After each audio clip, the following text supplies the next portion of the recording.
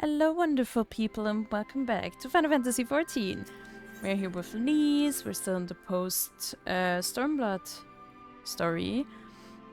So, let's see what's gonna happen. I don't know that we solved anything exactly, but we've given Fordola something to think about at least.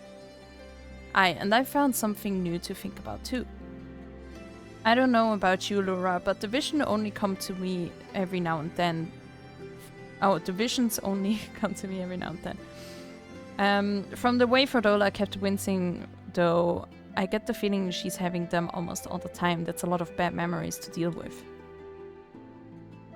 I wonder, could there be some fundamental difference between one who is born with the echo and one who has been artificially imbued with it?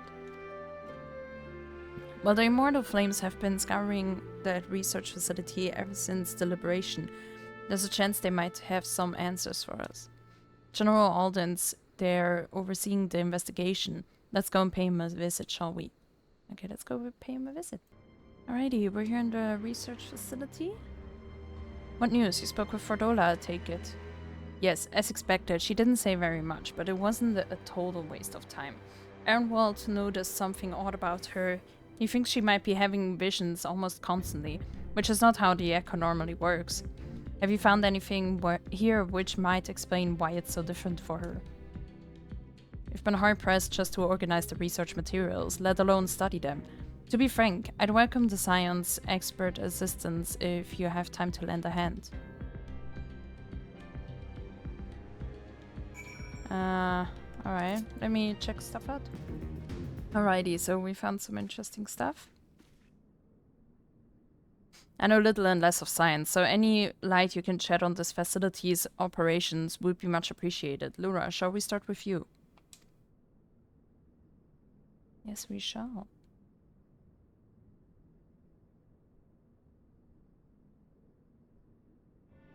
Taken in combination with the testimonies of Kryl and Fankred, I do begin to see exactly what the Imperials were attempting here. The enhancement procedure entailed infusing a single candidate with ether siphoned from the multitude of supply subjects. As for the master subject, in this case Kryl, the patterns of her etheric activity would provide the model upon which they would artificially engineer the candidate's aura. In other words, they were trying to recreate Kryl's echo. I believe so, which would explain our prisoner's present state. Kryl is possessed of an unrivaled ability to hear the whispers of the soul. And it seems probable that the procedure engendered the same acute sensitivity in Fordola. The soldiers who guard Fordola, many of them lost friends and family to the skulls. There's a sentry at her door, night and day, if she can't help sensing their thoughts and seeing their past.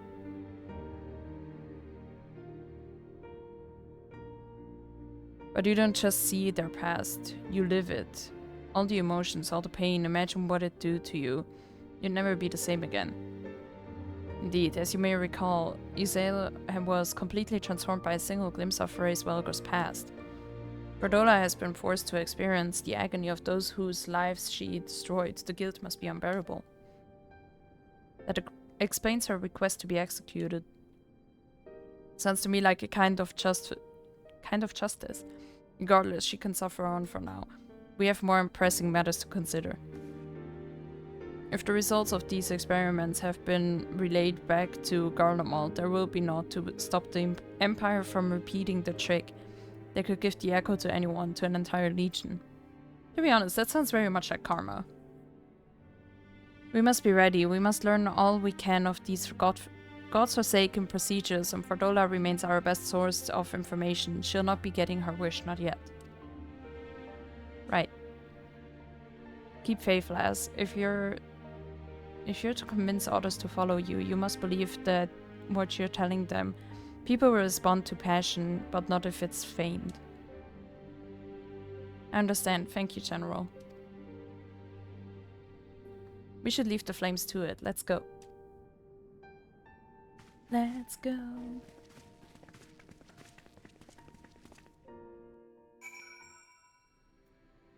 Righty. Alright, let's see what Lise has to say.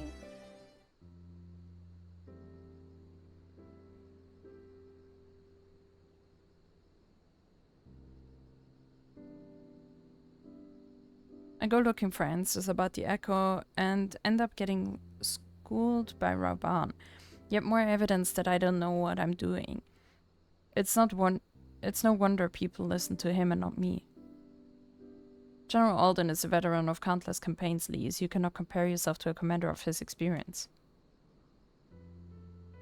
I know, but I also know that I couldn't have convinced that mob to give up and go home. It makes me realize how much we rely on his authority and how much I still have to learn.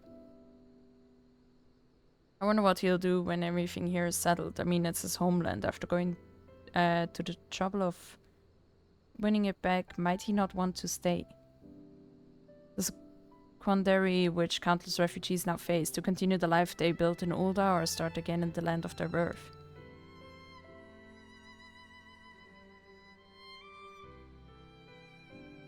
Laura, a moment.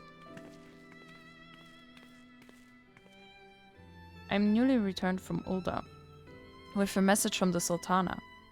Her Grace desires an audience with you. She understands that you have responsibilities here, but asks that you visit the palace at your earliest convenience.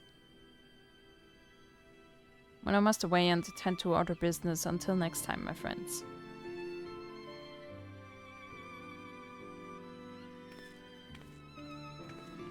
An audience with the Sultana. Depending on the nature of her consultation, this might be the perfect opportunity to inquire about the General's future plans.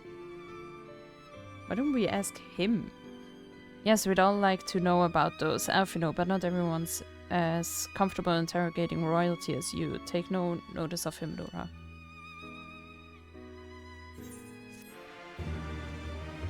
Well...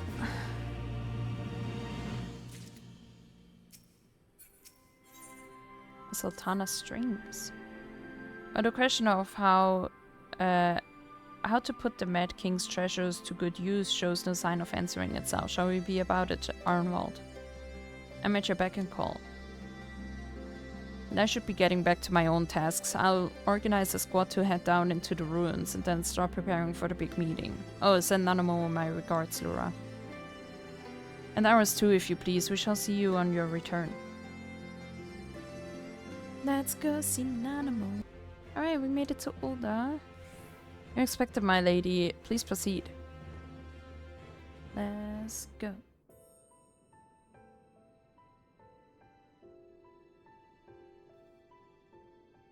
I thank you for answering my summons in these most interesting times. You have been busy.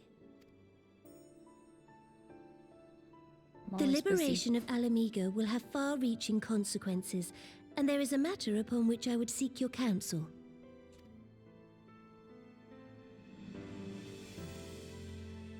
I speak of Rauban and his future.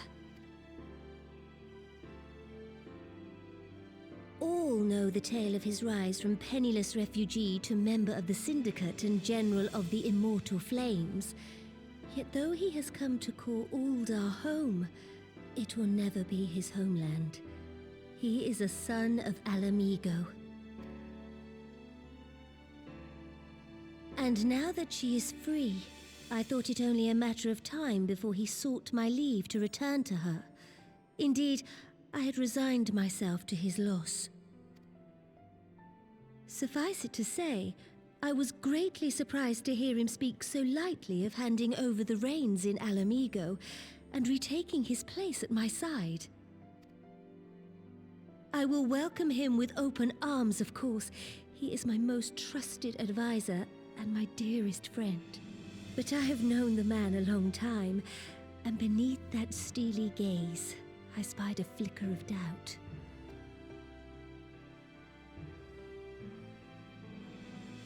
Whether Rauban chooses to remain in Ulda or return to Ala Mhigo, I only wish that he do so with a heart unburdened by guilt or regret.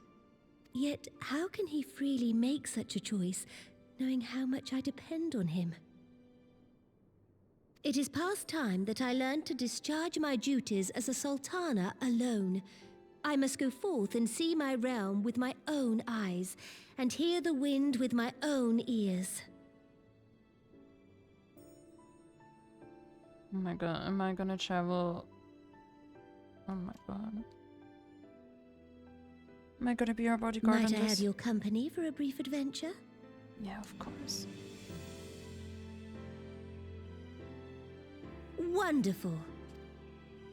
Allow me a moment to change into something a touch less conspicuous, and I will join you outside.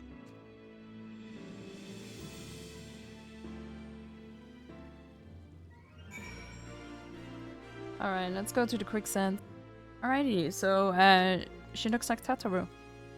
What do you think of Lolorito, the merchant's daughter? This is the disguise I don when I wish to leave the palace and observe my subjects unnoticed. Ordinarily, Papa-chan would accompany me, but for this particular outing, I need an advisor, not a minder. And that is why I requested your company. Over the course of your many adventures, you have met people from all walks of life. In every corner of Eorzea, I would make use of your worldly experience. Now let us be on our way. Our first destination is Stone's Throw, just beyond the Gate of Nod. Okay, let's go there. Alrighty, here we are, and I have no idea how she's not scared of that huge turtle and the huge hornets there, but okay. Look upon this possession of tattered tents. These refugees camp in squalor, at the mercy of the elements and Fanalan's predators both. The city's mighty walls offer safety, but their streets overflow with people, as it is, and unless blessed by the hand of Nod himself, no refugee could ever hope to afford a dwelling in Ul'dah. 20 years have passed since the fall of Ala Mhigo and 5 since the calamity, yet the plight of the poor has grown more desperate, not less. As Sultana, the blame falls upon me. I've done your best since I've been tied. Oh. And my best has not been good enough. Shall we press on? I would follow the road to the unholy air. Let's go there. Righty, here we are. It was here, in this holy, unremarkable place, that my mother and father met their doom. I was but a child at the time. My parents were returning from an inspection of our interests in the eastern Fanalan, when an untimely rock slide crushed their carriage. To this day, it is not certain if the incident was simple misfortune or an expertly planned assassination. Rauban once offered to reopen the investigation and bring me the truth he assumed I must surely crave, but I refused. Even if my parents' deaths were orchestrated by the monetarists, we could only have brought their hirelings to justice. The true villains, those who plotted to put me on the throne as a biddable puppet, were ever beyond our reach. Thus did I plan to strip the merchants of their power and place our nation in the hands of its citizens, quite unaware of the consequences my actions would have for you and yours. I shudder to think how many goodly souls paid the price of my naivety. But I am no longer a child reciting words with witless obedience, and I will not be used as a pawn in the monetarists' damnable games. Forgive me my outburst. You are one of the few people to whom I feel I can speak my mind.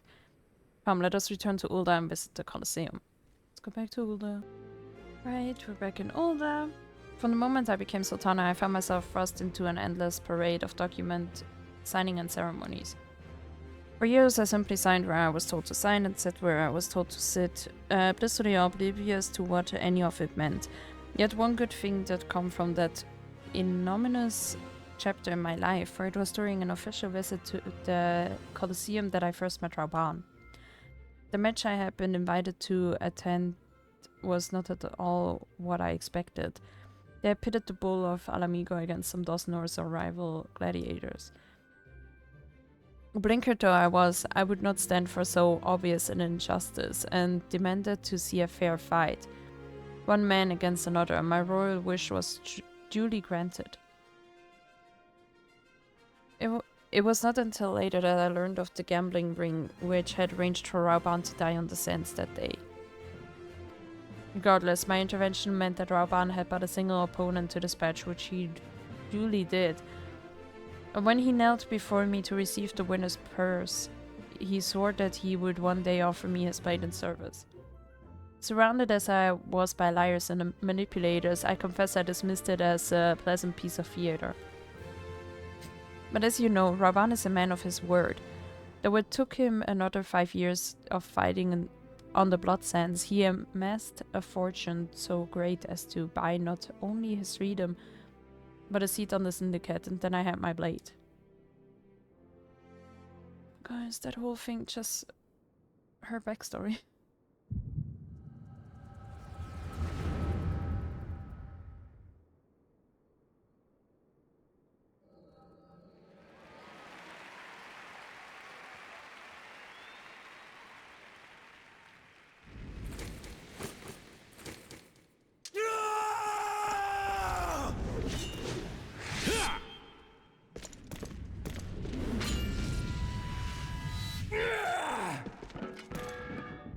Like them when he had 2 arms.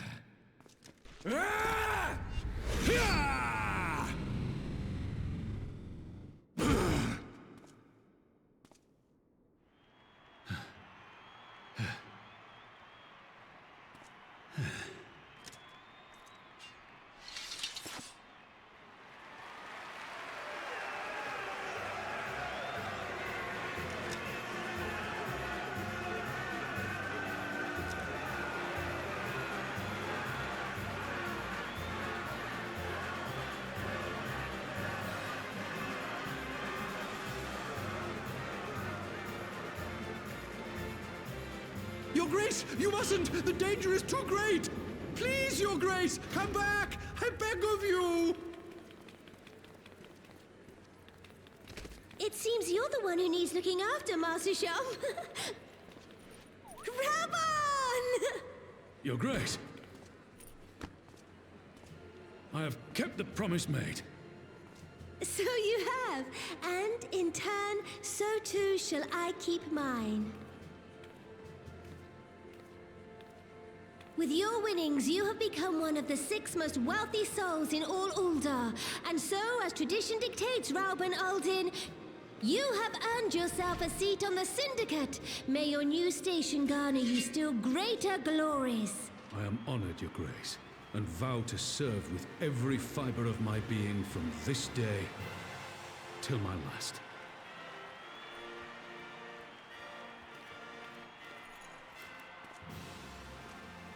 Long live the Sultana, and long live Uldar!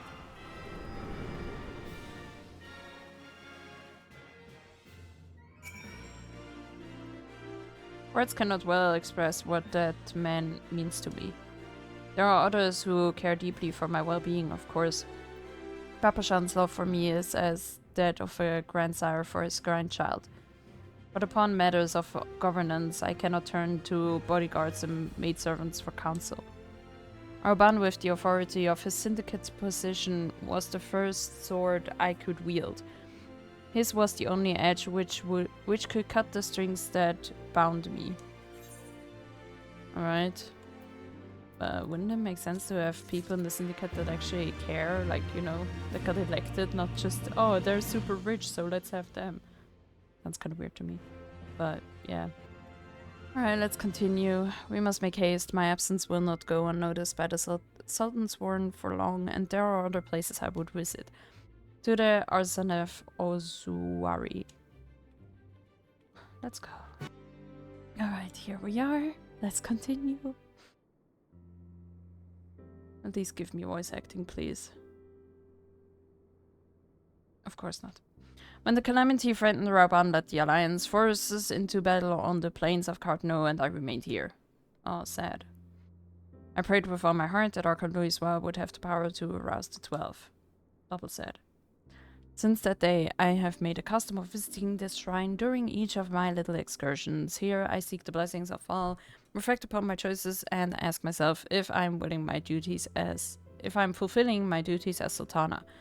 You are rightly celebrated as a champion because you have led the line in 100 battles for the good of Eorzea. In much the same way, I believe the measure of a monarch lies in how she leads her people in times of adversity. If I am to be Sultana, worthy of the name, I cannot turn a blind eye to the troubles facing Uldar. I have chosen my path, Laura, which, with Ala Mhigo now freed from imperial chains, I finally see a way to aid the refugees. Why did I even come with? She didn't even ask me anything. Except for that I could say you did your best or your hands were tied. Already, many displaced Ala Mhigans seek to begin the long trek home. To facilitate that process, I have made a small contribution, an artisan school in Ragus Reach for any who wish to learn new trades. Realistically, however, it will take years for such training to yield tangible benefits. Well, we do not have years. These people will need shelter and employment if they are to survive, and this time the Uldan Treasury shall provide. Precisely where and how to allocate the necessary funds is, of course, another question. Might you ask a member of the syndicate for advice? Why not seek the advice of one who employs refugees?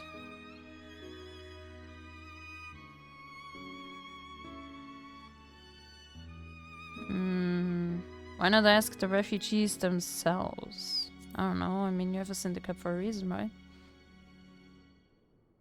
And my suggestion, may have a visit to the Gold Saucer is in order. Its proprietor is a member of the syndicate, and he is one of the few who pay refugees a fair wage. I wonder, are you acquainted with Gilbert Manderville? Ah, well, he is a most generous man, something of an eccentric. Let us make our way to the landing, and I will see that we're sent to the Gold Saucer. Gilbert should be only too glad to receive us. I seriously can't. Okay, let's go. Alrighty, we made it to the airship landing. I've ridden aboard a public airship before, but this shall be my first visit to the Gold Saucer. I must confess to some excitement. Okay, let's just go, please.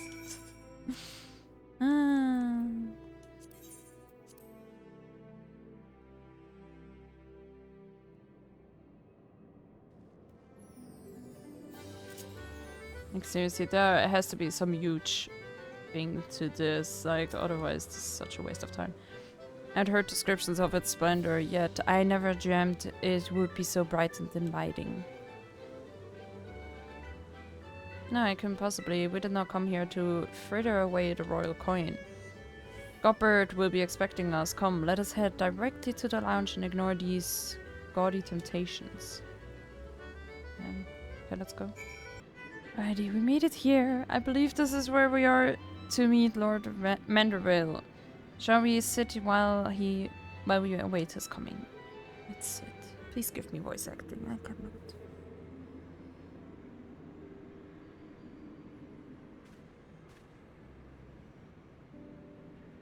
My apologies, Your Grace. I've kept you waiting.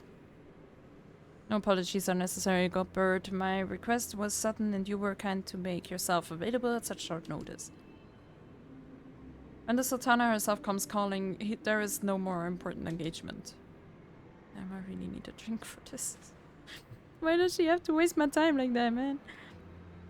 When we get to Shadowbringers. As to the purpose of my visit, I would have your thoughts on how the Crown might best aid the refugees residing in Fenelon. You are aware, I am sure, that many of Ala Mhigo's displaced sons and daughters long to return to their newly liberated homeland, and you are also aware of how they will suffer without shelter and work to sustain them.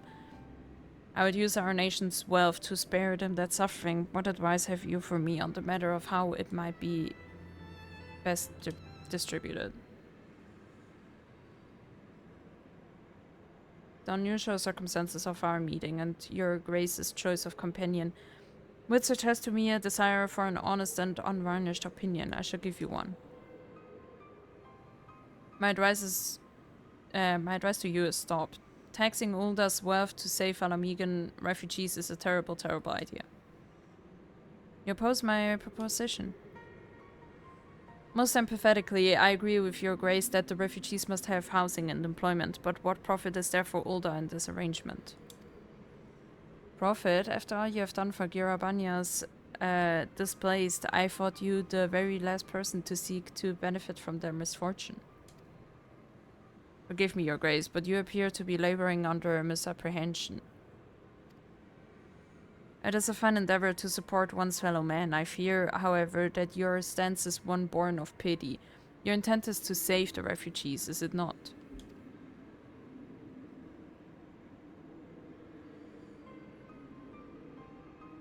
For all our potential, we are indolent creatures by nature. If unconditional charity is all we know, then we begin to rely upon it, to expect it. And I mean, that's the thing, like, where do you stop, you know? Like, do you just help the Ala Mhigans? Which, I mean, you know, it's a nice thing to do, but instead of just giving them money or something, like, you know, maybe give a little bit to Ala Mhigo itself to build up and everything, and then have some, like, trading with them, so there is also some economy going. I don't know, it sounds like a good thing. Then we must consider Ulda's own poor and downtrodden. Should they hear of you spending the nation's coin not to improve their lot, but to nurture the distant citizens of Ala Mhigo, it is unlikely they will applaud your generosity. Surely it is not your grace's intention to foster new resentments, but to spread goodwill. Indeed, then any support I pledge to the refugees must promote self-sufficiency, must also serving the interest of the people of Ulda. Exactly, so such an arrangement will create a far more equitable relationship with the returning Ala Mhigans, even as it generates the revenue required to win the approval of your subjects. You have given me much to ponder, Lord Manderville. I thank you for your candor. Spitting facts. And that's the thing, like, you know, also think of the people that are still there, you know? Like, there are people that are really poor and older, so, you know, how are you gonna help them?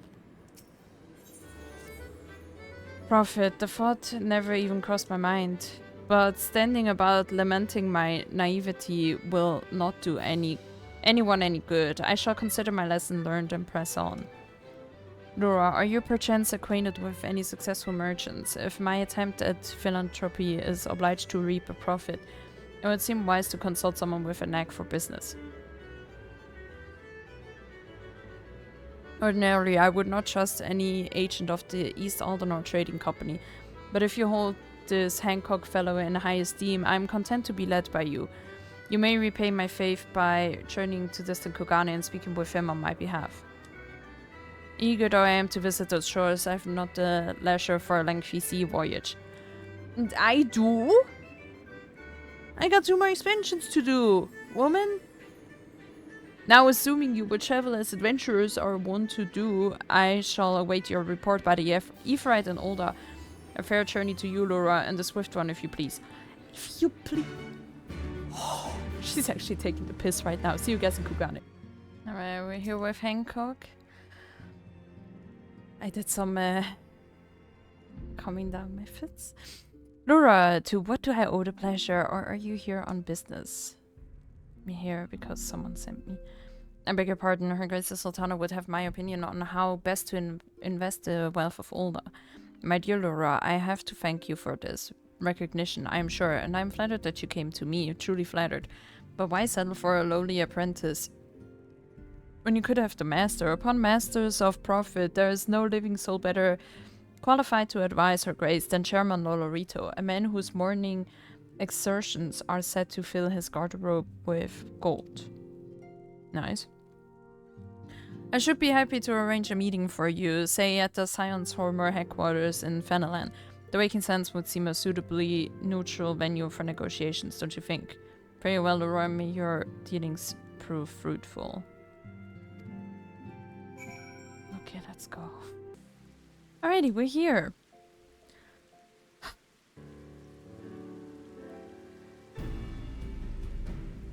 Welcome back, Laura. Did your merchant friend have any useful advice to share? Not really.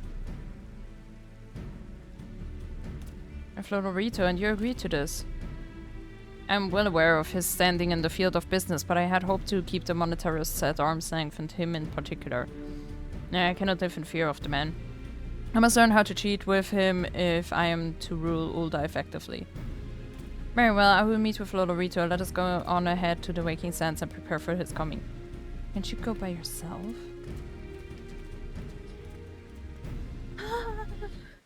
Why didn't I become the Sultana? Like, I did like 99% of everything.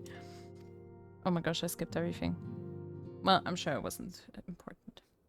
Can we get some voice acting, please?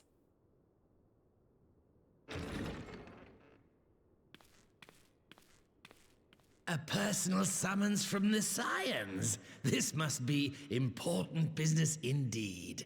Though, if it concerns anything so underhand as an assassination, I fear I can be of little help.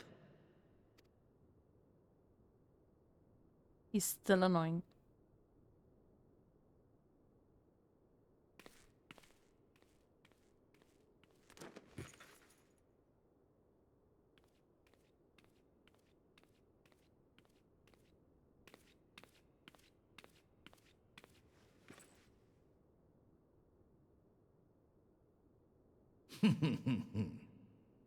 And she says she shouldn't be afraid of him. You have made your point. 'Tis indeed unsettling to find oneself seated across from an impassive mask.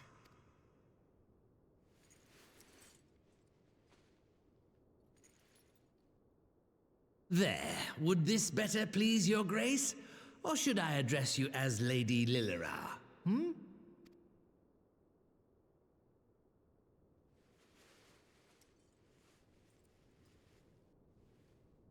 They both made her hair. Nay, the deception has served its purpose. Made their hair. I'm glad to see you found amusement in my little jest, Lord Lolorito. But shall we proceed to the business at hand? By all means. I must say I'm most eager to hear your proposal. Simply put, I would aid the refugees camped in Thanalan in their efforts to return to Ala Mhigo. The reparations you paid in the wake of your earlier misdemeanors will be used to fund the endeavor, together with the fortune seized from the late Teleji Adeleji's estate. But this plan is not intended to benefit the displaced alone. I would make of this an investment which shall enrich Uldar and Ala Mhigo both. And who better to consult on matters of profit than the wealthiest man in all of Thanalan?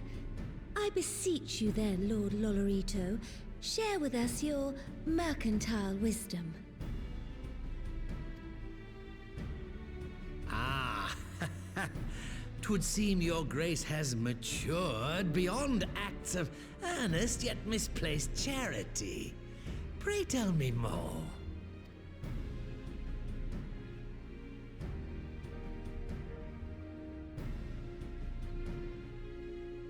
To summarize, in return for facilitating the repatriation of refugees and assisting in the establishment of new industry in Ala Mhigo, you ask that a proportion of all subsequent profits be promised to Uldar. Ha! I am impressed, Your Grace. 'Tis an elegant solution, albeit one lacking certain crucial details, specifically which industry and where. How swiftly you identified the weakness in my plan, just as I knew you would. Your travels have taken you across the length and breadth of Gir Abania, and you know the land far better than I. Which of the settlements you visited would best provide a home for our refugees? Which has the greatest potential to flourish, given the appropriate investment?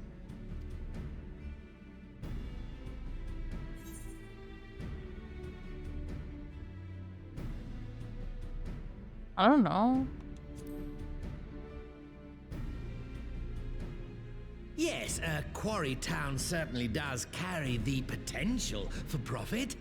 At least it would do were it situated anywhere near a lucrative market. It would cost more to transport the materials than they are worth, in my humble opinion.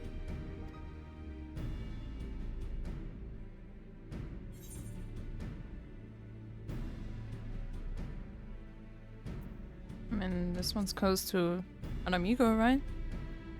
I don't know. Ah, yes, that desolate little village on the shore of Loch Seld. I know the Saltery and its products well. The Imperial invasion brought an end to their more widespread distribution, much to the dismay of many a wealthy gourmand, myself included.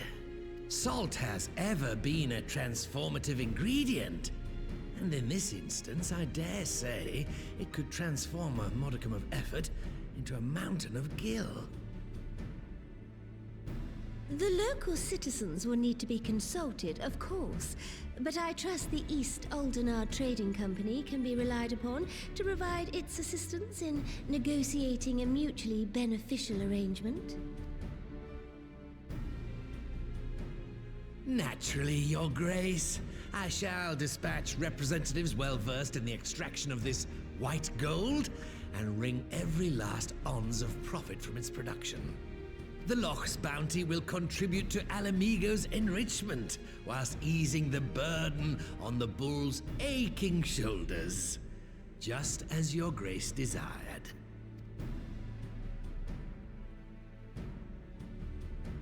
A deal is struck then.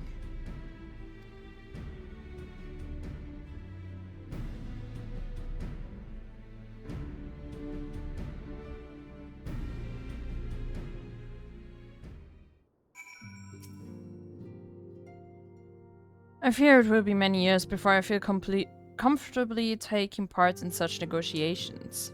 But I shall not complain. We have piqued Lolorito's interest and secured his invaluable expertise. Thank you, Laura. I could not have done it without you. I know. Can we finally stop this?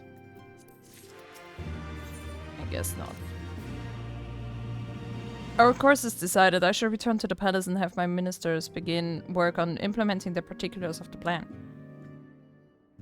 If I could prevail upon you one more time, Laura, I would ask that you convey the details of our negotiations to Commander Hext on your return to Ala Mhigo. Okay, I can do that. Thanks again. Together we have laid the groundwork for an endeavor which promises to benefit the peoples of Ala Mhigo and Ulda both. Yay, let's go to Ala Mhigo. Alright, we made it to Lise, my other favorite character. Laura, you're back. What did Nanamo... Oh, sorry. Are you allowed to talk about your audience with the Sultana? No, I'm not. I have to go. Saravan says he's going to return to Ulda, but she isn't sure he wants to. That is something we don't know, but I'm pleased to hear she's committed to helping our refugees come home. This plan to revitalize the Saltery does make a lot of sense. Quite how you convinced her to seek Lolorito's help is another question. After all that has happened, he is the very last person I would expect her to turn to for advice. But on a more practical note, Lise, assuming the interim government elects to accept Ulda's proposal, I have one caveat I should like you to include in the bargain. Ala Mhigo must be permitted to cover a portion of the investment. We have a fortune at our disposal after all, and allowing Ulda to provide the entirety of the capital would afford Lolorito too much control. Honestly, FNO and Saikugani never happened. What exactly does a ruthless profiteer have to do to earn your trust? But yes, you do make a good point. First things first though, we need to discuss this proposal with the Saltery's residents. Wiscar, how do you fancy explaining the Sultana's plan to your grandfather? I'd like to hear what thinks of the idea before agreeing to anything. By the way, Commander, would you mind coming along, Laura? I might need you to fill in the details. Then I shall come as well. Should one wish to discuss figures, my knowledge of the nation's finances may prove useful.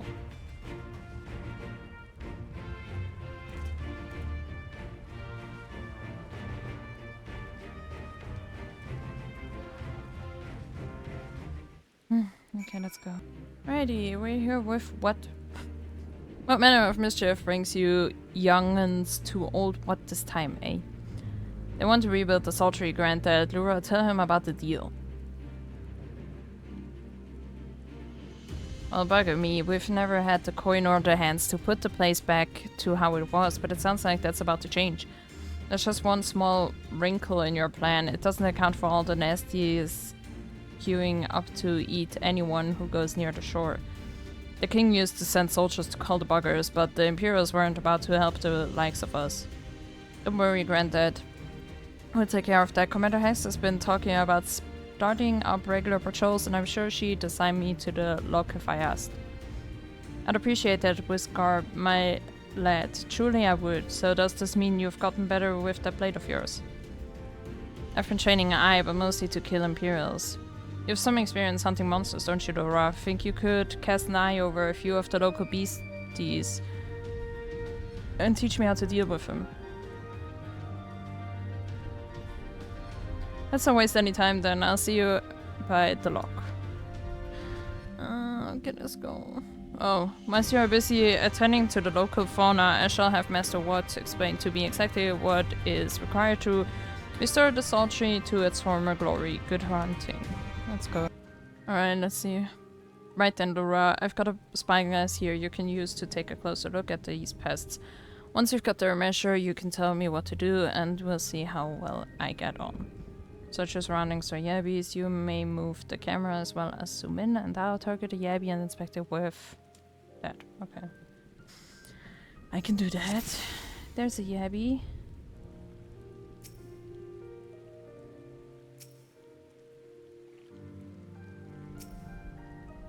What do I have to inspect?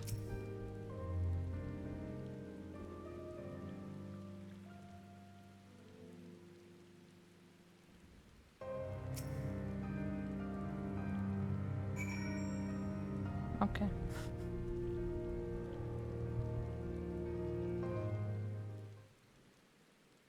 He's gonna punch the jaw now.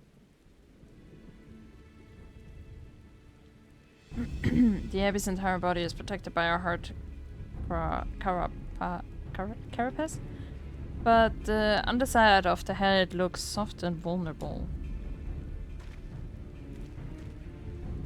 Ah, looks like you found a yabby. They say hitting their shells like smacking a rock. Any suggestions? Aim for the soft underside. Just hit it as hard as you can. Oh man, I wish I could say that. But then he's gonna die, maybe. I don't know. Vulnerable onto the head, are they? Right then, wish me luck.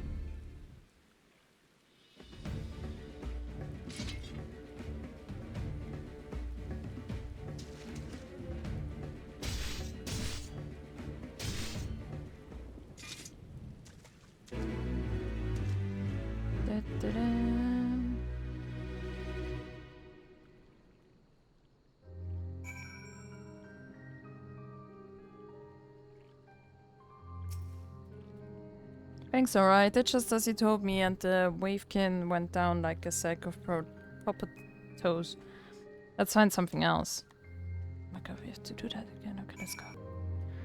I think I can handle the yabbies now, so we should try something different. What else is out there? Search your surroundings for foobats. Foobats. I don't know. There we go. What is your weakness, sir? Your eyes. Nice. How often do I have to do this? Just hit it, man.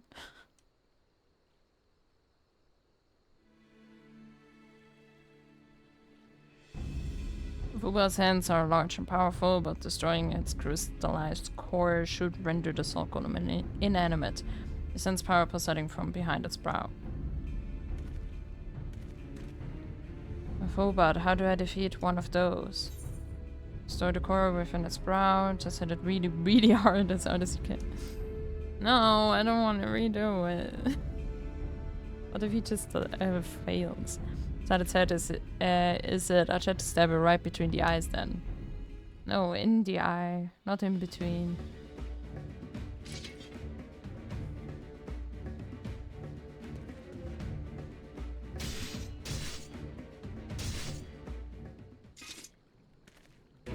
Good job.